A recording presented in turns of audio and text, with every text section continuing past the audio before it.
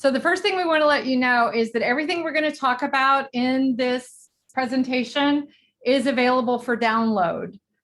It's in the EventMobi app. The presentation is in the EventMobi app, and then all your other files will be at this web address here, and it is in the presentation file. So don't worry about it. And at the end, we also have our email addresses available. You can always contact us if you need to. So don't worry about anything. All right, so a little bit of who, what, where, when, how, why. We are going to be talking about a specific lesson that we've done in the past with students, specifically with students in grades 6 through 12. And we've specifically done it in self-contained classrooms, students who are on access points. However, it could definitely be modified to be done with any student, I would say K through 12 or plus, really. You could do it with adults. We enjoyed doing this, as we were preparing. So it really could be done with any student at any time. Again, it could be done in a regular class. We have done it as guest speakers coming in to work with the students. It could be done, with a regular classroom teacher or with therapists or whoever's coming in. It could be done at home if you're a parent. Really, I think that this lesson could be done anywhere and with anyone. A little bit of the why. So we are specifically talking about self-regulation and social emotional learning. And many of you probably know about CASEL, which is the Collaborative for Academic, Social, and Emotional Learning. And they have found that cell programming can have a positive impact up to 18 years later on academics, conduct problems, emotional distress, and drug use. It can help reduce poverty, improve economic mobility, and improve lifetime outcomes. Social emotional learning has been proven to decrease the likelihood of living in or being on a waiting list for public housing, receiving public assistance, having any involvement with police before adulthood, and ever spending time in a detention facility. So that's our big why. We want to make sure that all of our students are learning social emotional learning skills, even our students with more complex needs. And those are the students that we specifically designed this one for. We are going to be talking about a specific standard, an access point that says students will use a refusal, a negotiation, or a collaboration skill to avoid or reduce personal health risks or resolve conflicts, such as stating desires clearly, offering alternatives using iMessages, expressing emotions, which is what we're going to talk about, or making direct statements. So we did want to make sure we had some sort of standard in there, and there are a couple of health standards that really support this lesson. And that will all be in the references as well if you want to look at that for any lesson planning. And so how are we going to do this? That's what we're going to talk about now. So everything that you're going to see from this point forward is in a PowerPoint that you will get if you download the materials. And the only difference is the one that you download will not have our pictures in it like you will see. So we just wanted you to be sure and know that. So without further ado, let's start our emotions wheel lesson. Feel free to add your Bitmoji in there too. Absolutely. If you like. The kids really like that. I know we've done that and they really seem to enjoy that. There are so many different cartoons that you can use. So. All right, so the first thing we like to do with the students is have them actually do a student sign-in, especially when we're going in, because it makes them feel like they're part of something different and special, and it's not just their typical run-of-the-mill lesson that they get every day. So this is a sign-in sheet that we use, and this is available in the downloads. It is in a Word document, so you can adapt it, change it, do whatever you want. One of the things to note on here is if we're working with students that can write their names and things like that, then they do. But if they can't, then some of the things that we do is we pre-populate the list of names, and they can make a little check mark next to their name or highlight it, or they can have someone help them. So whatever supports your students need, that's what they need to get. So it's about using their supports that make it most beneficial for them. So like any good lesson, any good training, any presentation that we're giving to adults, we also want to give objectives to our students. We want to begin with that end in mind and make sure they know what the point of this is. So we would either have the students read these to us, read them together as a group, a little choral reading, or maybe we would read it to them. So it really just depends on the makeup of your classroom. But we want our students to be able to identify different emotions. We want them to be able to discover alternative methods for dealing with emotions. And in the end, we want them to be we want them to be able to create an emotion strategy wheel. So the next thing we do is we want to give them a little set and focus about what we want them to know. And this is a cute little video that is about how the brain operates and their emotions and things like that. And it's about a 7-minute video. So if you guys don't mind, we're going to share it with you so you can see it. And this is embedded in the PowerPoint, but there is also a YouTube link if you would prefer to play it that way. So without further ado, here we go. Kids want to know. Imagine that you really want to play soccer at lunchtime, but when the bell rings, you can't find your shoes. When you finally get out to the field, the teams have been picked and it's too late for you to play. Maybe you got so mad that this small problem became a big problem in an instant. When we lose control of our emotions like this, we can call it flipping your lid, kind of like the way a pot might do if it was too full and too hot. A little while later, after you've cooled down, you might even feel sad when you realize that when you had a big reaction to a little problem, you could have hurt someone's feelings. What if I told you that this happens to everyone?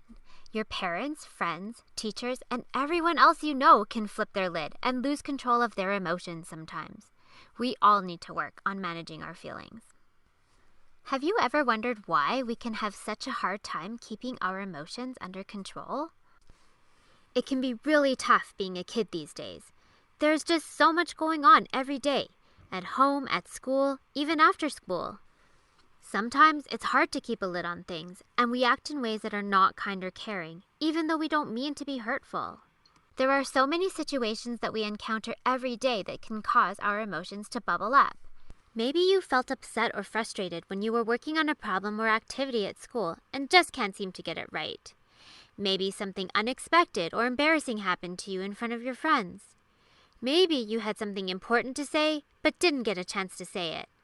These and many, many more situations can cause both kids and adults to flip their lids. So why does this even happen? Well, it has to do with the way our amazing human brains work to help keep us safe. This is your brain, the part of your body that controls everything you do. Let's take a closer look at the parts of the brain and how they can work together to help us keep a lid on things. The brain is a pretty complicated organ, so we're going to use our hand to help us visualize what's happening up there. Let's imagine that our brain has an upstairs and a downstairs. Here, where our thumb is called the midbrain. This is where our emotions and memories are created and stored. Below that is your brainstem. The brainstem controls the things our bodies do that we don't have to think about, like breathing. It also controls our automatic reactions to certain situations.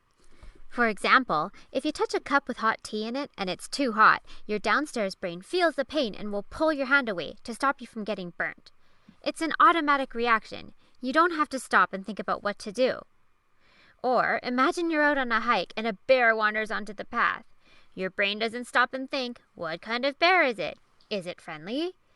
Your downstairs brain notices that you feel scared. It takes charge and in a split second decides whether or not you should fight, fly, another word for run away, or freeze. Because of the way our downstairs brain reacts to these situations, we can think of it as our emotional brain because it reacts instantly without needing to think things through. It's always ready to take charge in any situation to help keep you safe.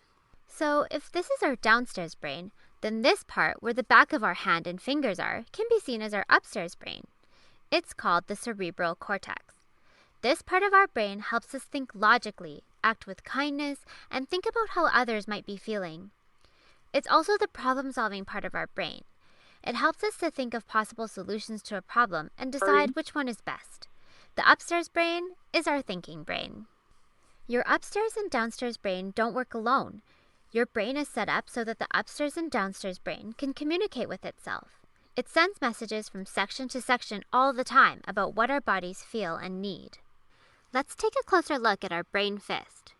Where our fingertips are is the logic and reasoning part of the brain that springs into action when we have a problem to solve, and usually it does a great job of doing it. But sometimes it can have a hard time solving a problem if the emotional brain and thinking brain can't communicate well enough. This can happen if your emotions get too overwhelming and your downstairs brain decides that this situation might be dangerous, even if it isn't really. And we all know what happens when our downstairs brain thinks you're in danger. It triggers our fight, flight, or freeze reflex. Our emotions start to bubble up, and then suddenly everything boils over. We flip our lids. This can look like a scary, angry reaction, or it might be crying or running away from a problem. Now that we've flipped our lids, see how far away our fingertips are from the midbrain? When our lids are flipped, our upstairs and downstairs brain can't talk to each other. Our emotions have become too strong, and we can't think clearly and can't solve the problem in a peaceful way. So what can we do to stop us from flipping our lid? Well, it all starts with realizing that we're about to flip our lid, and then turning down the heat so it doesn't happen. Remember that soccer game we talked about at the beginning of the video, and you were really upset and didn't get to play? Maybe you felt your tummy rumble, or you felt your face getting hot? Did your heart start to pound, and did you feel your hands start to clench? Were you frustrated, disappointed, and angry? These types of strong feelings are all indicators that you might be close to flipping your lid. If you feel this start to happen, it's a good idea to walk away, take some deep breaths, and look for an adult to talk to before you flip your lid. It might be a parent, grandparent, coach, teacher, or another trusted adult nearby.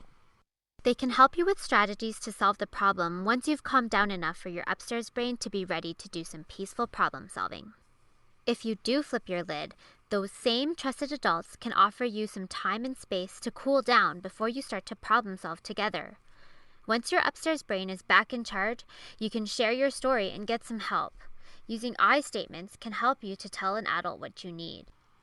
I need a hug. I need you to listen to what I have to say.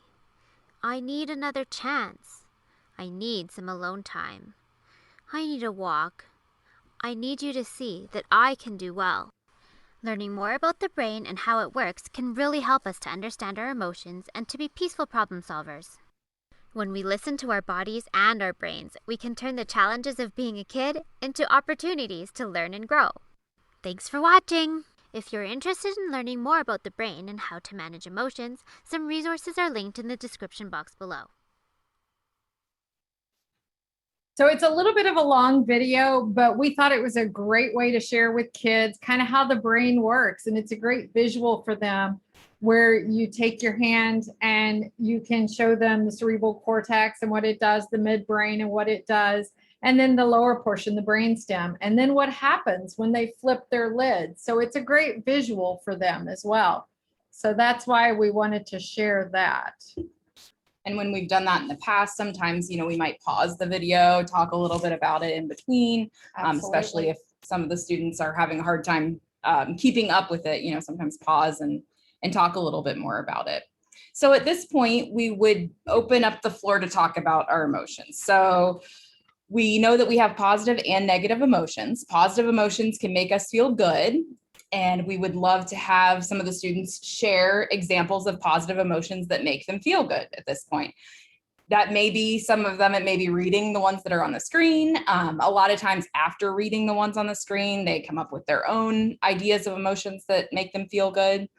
And then we look at the negative emotions as well. These can be difficult emotions, even painful at times. And some of them we find can kind of cross over. So we might talk a little bit about that. Some of the same emotions can sometimes be positive to us that can also be negative to us at other times. So there's a little bit of crossover there, and there's really no wrong answer for these ones. We really want to let the students tell us what their emotions are in positive and negative scenarios. So next, what we want to do with the students is have them take a look at some of these pictures, and we read the prompt to them, and then we have them kind of take a guess as to whether they think it's, what emotion they think it is. So in this particular picture, we look at the young man and the prompt is, I don't think it's a good idea to talk now. I think he looks like he is feeling. So since we're not together face to face and we can't have you guys shout out answers to us, you can use the chat and shout out answers. What do you think he's feeling?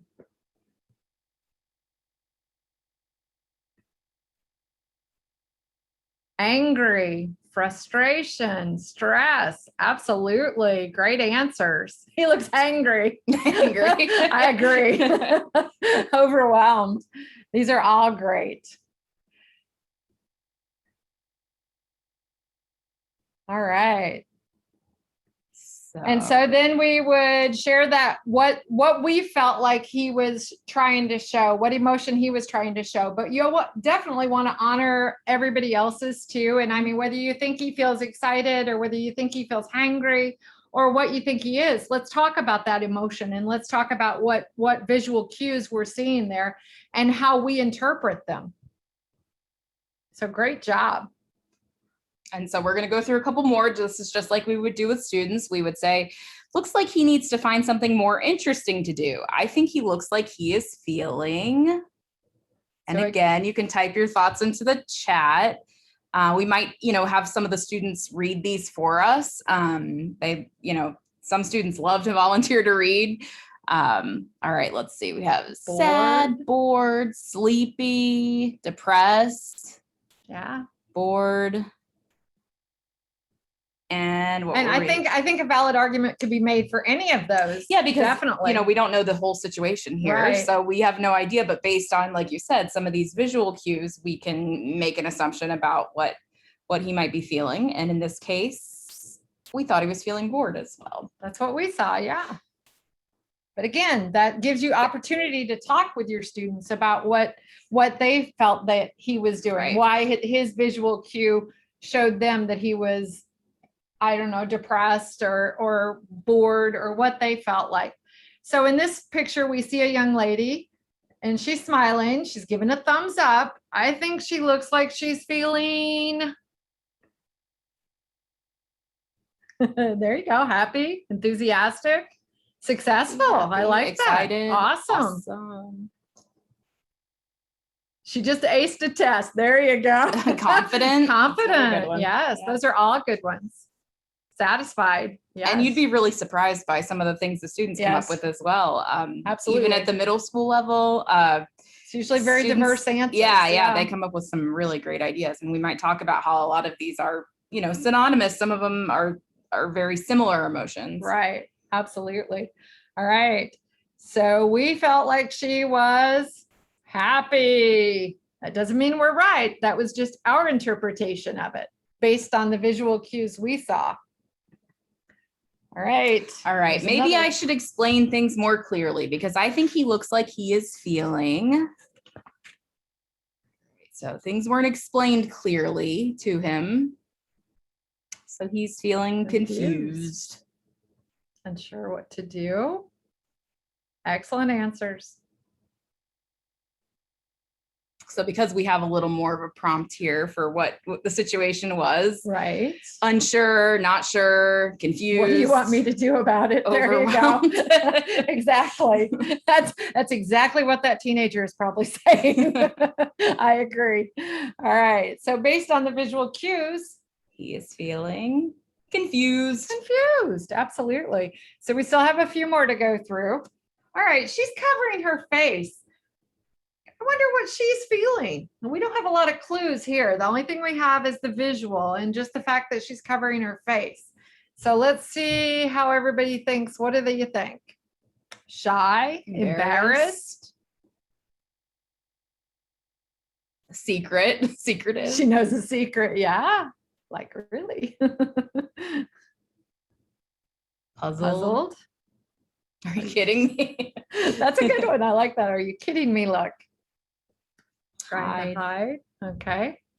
All right. So based on the visual cues that we had, and we didn't have a lot of information, so we just had to go on what we saw, and we felt like she was embarrassed, maybe. She looked like she might be a little shy, but she could be shy, just, All right. Something isn't going right for this guy. I think he looks like he is feeling.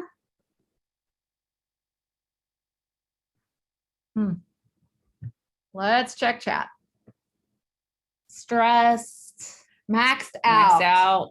Yes. Looks like he's taking a math class. Looks like a high schooler, doesn't he? Absolutely. Done. Absolutely. All right. Let's see what our interpretation was. Frustrated. Yeah. And another idea for some of these is we could use pictures of the students as well that Yeah, we All can right, move so through there's these. a few more. We're not going to do the rest of them. Although the dog is cute. Although the dog is cute, yes. But we're not gonna actually go through these. But thank you for participating with those. We want to get right on.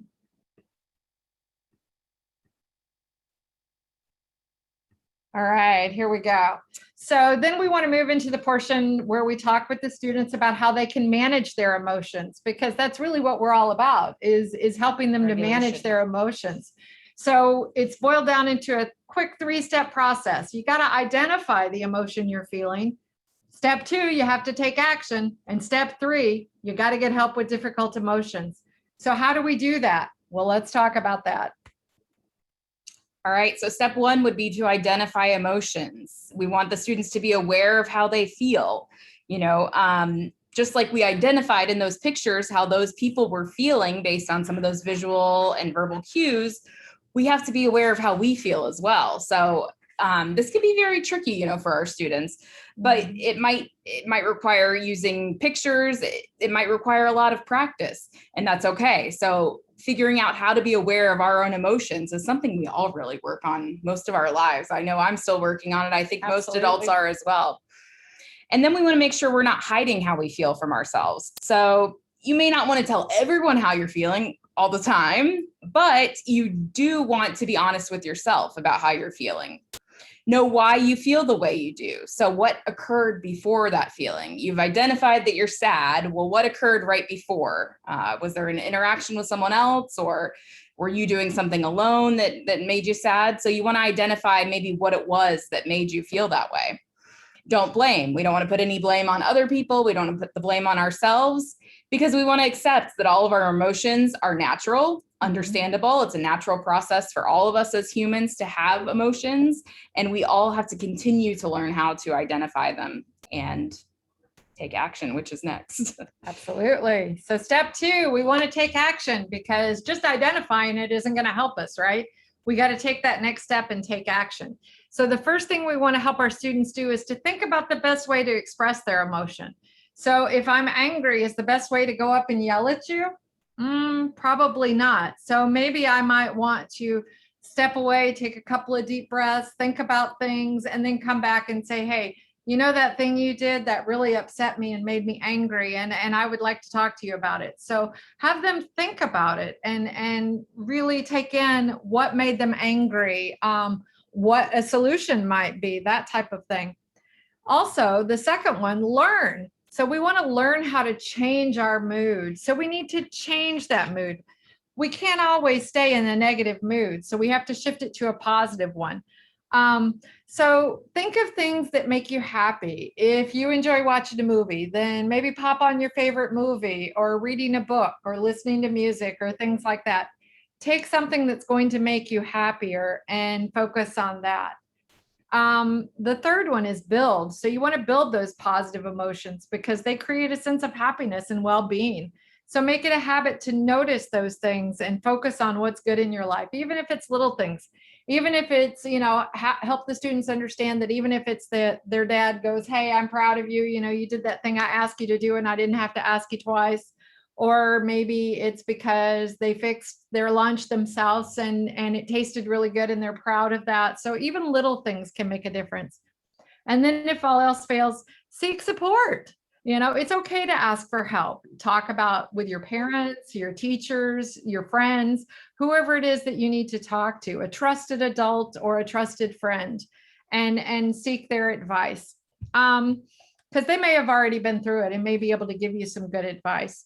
And last but not least is exercise, because that physical activity can help the brain produce natural chemicals that promote a more positive mood. And it can also release stress buildup and help you stay away, from staying stuck on those negative feelings.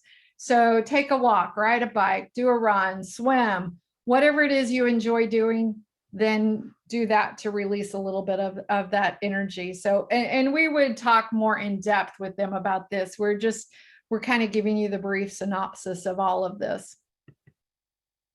And we have all of the references too at the end that has more information about all of the topics that we're talking about too, to give you more information.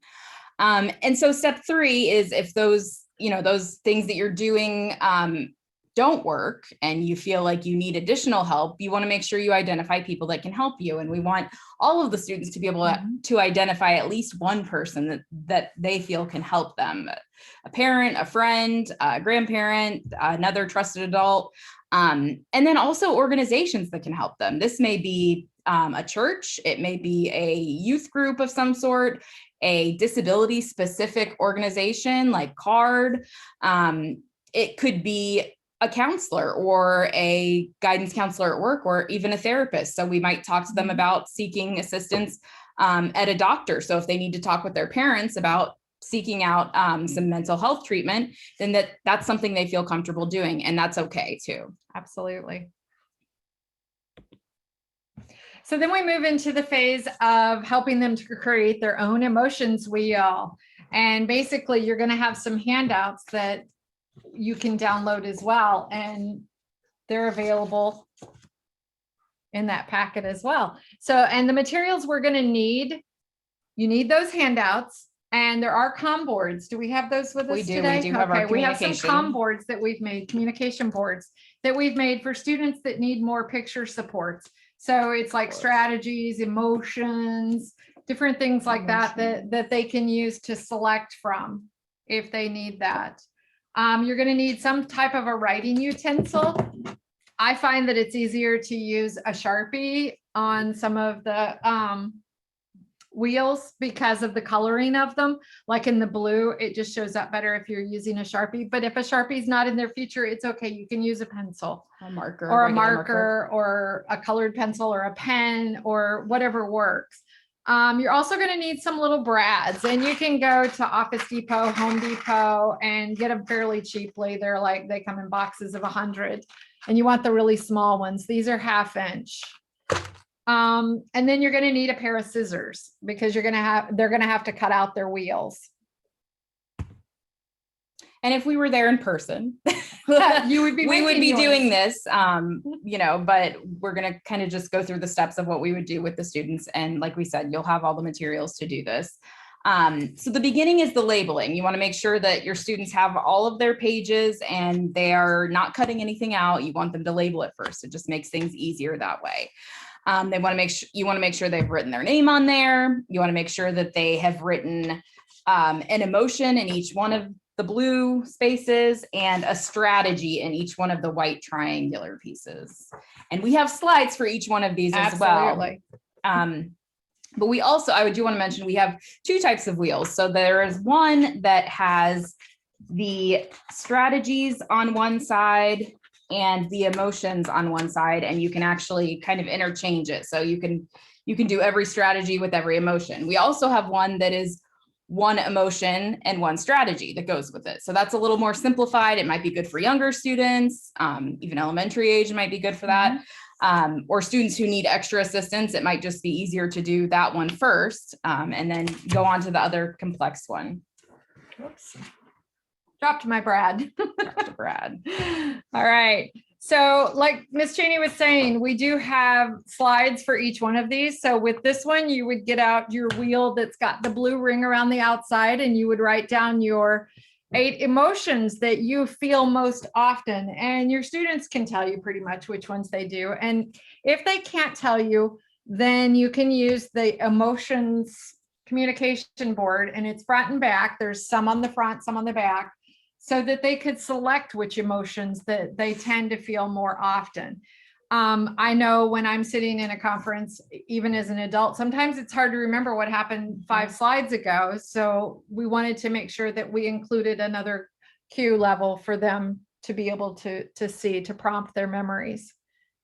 So now that we've got our emotions written down, and I know on that slide, it was mostly, negative emotions, but we've had students a lot of times that pick more positive emotions, and we're like, that is absolutely fine. If we want to have strategies for every emotion we feel, because sometimes even our positive emotions can become negative if they're too intense. So that's another conversation, but then we want to have them put their strategies. So that's going to go in each triangle. And again, they can write any of these, they can use any of the ones that are on the communication boards, or they can come up with their own. Students usually come up with a few on their own of things that they like to do or things that they enjoy, so that they would be good things to do when they have some sort of negative emotion.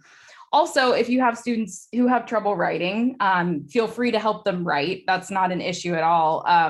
We've definitely had students who will either verbally tell us what they want to write in there, or we'll use the communication boards to point, and we'll And you brought scribe an it for them. interesting point up earlier that you could type up some of these into a Word document, and then they, make it small enough that they would fit onto the wheel, and they could cut and paste it as well. Another good idea.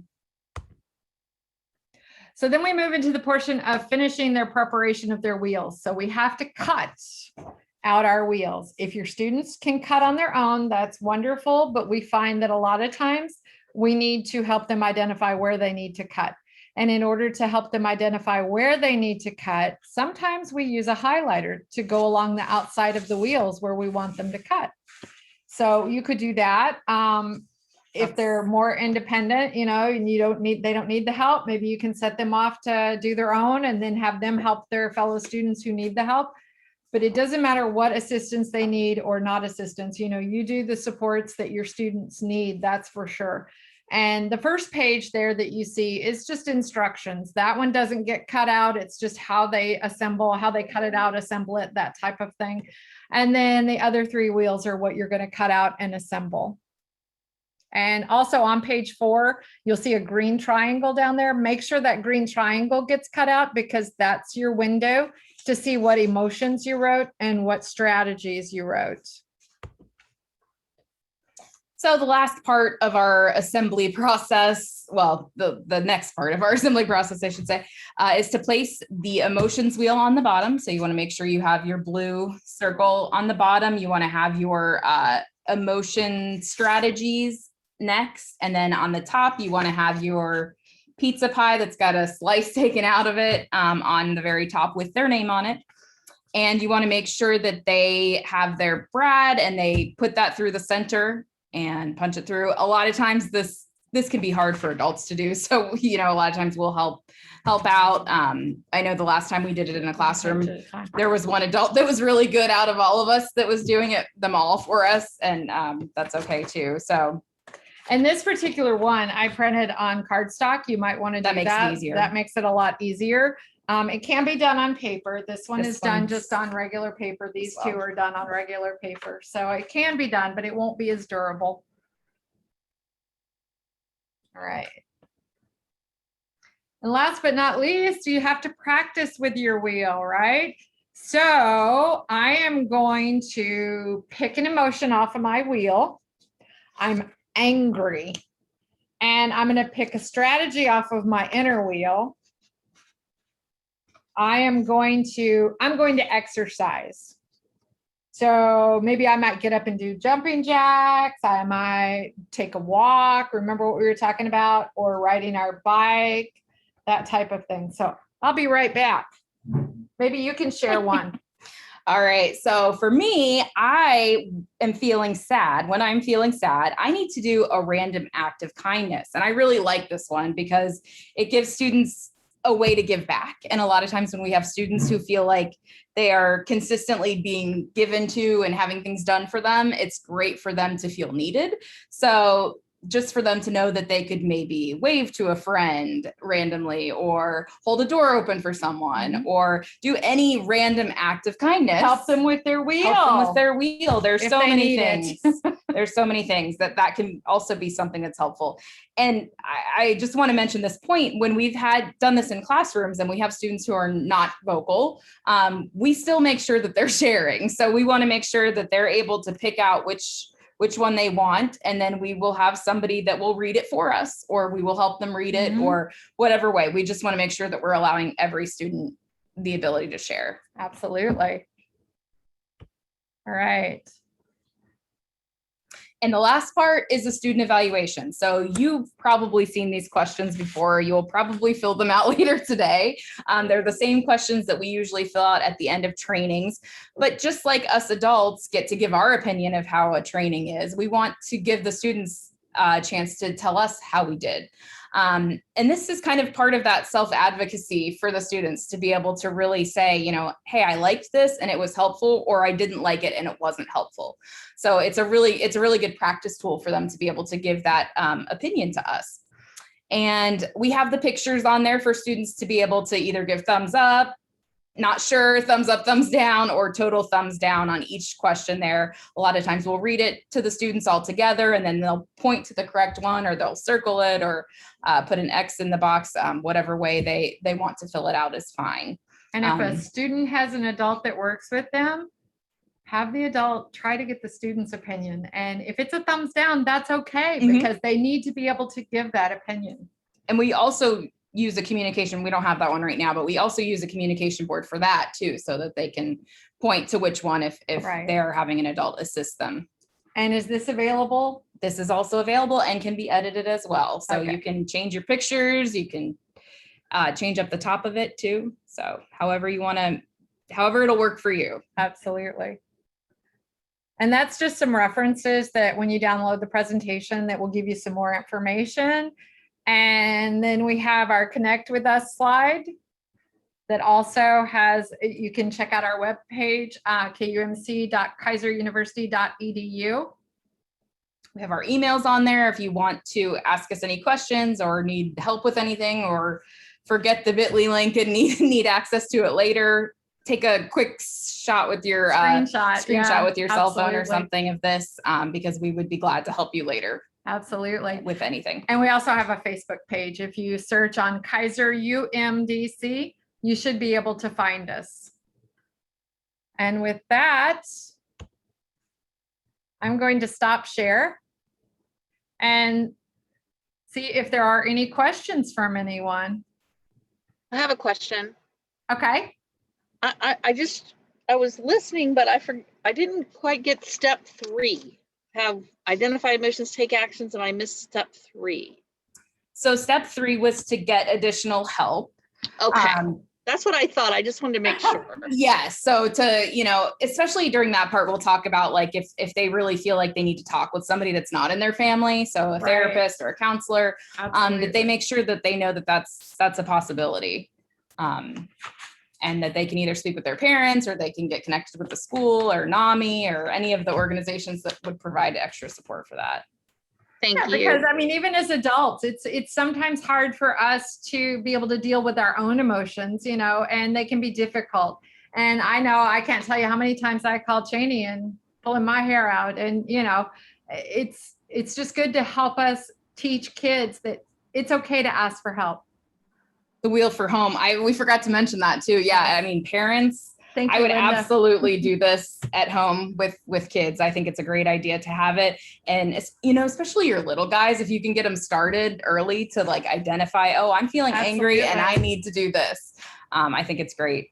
And there's different ways you could do it. It doesn't have to be a wheel per se, but just this idea of them identifying their emotions and identifying something that can help them to, regulate those. We just kind of like the wheel, because especially the one where they can select a different emotion and a different strategy, because let's face it, if I'm angry, I can take deep breaths, I can exercise, I can listen to music, I can do lots of different strategies. And that's what we want students to understand, is that there isn't a one and done fix for any emotion, and doing deep breathing may work for me this time, but next week it may not work. And I need to have a tool belt of strategies that I can go to and try. Thank you. And all of these files, like I said, are available at that bit.ly link. If you have a difficult time downloading them, you can contact us through EventMobi. Our emails are in there. We're also on the Florida DCDT board. Join us. Everybody needs to join Florida DCDT because they're a great organization. We love them, and we've been a part of it now for several years. And you can get us that way, or through our webpage, or through email. Send smoke signals. Yeah, send smoke signals is what I always say. Absolutely. Any way you can, whatever way works. And thank you guys. We hope you enjoyed Day 1 of Visions, and look forward to seeing you all tomorrow. Yes. we have a session tomorrow that we're presenting on the KUILSA that it's an assessment tool that we've developed for students. So we hope to see you there too. And if not, enjoy And anyway. keynote too tomorrow. Yes. I'm just hoping that we can all give a hand emoji for one of the best takeaway practical assessments. Yay! Thank you. That's what we wanted. We wanted something that was easy, that people could take with them and share and everything else. You know, I mean, We're just sad we couldn't do it in Yes, person so we're that very everybody sad. couldn't have their emotions real. everybody can have their wheel. Next year, Next bring year. your wheel divisions. Yep.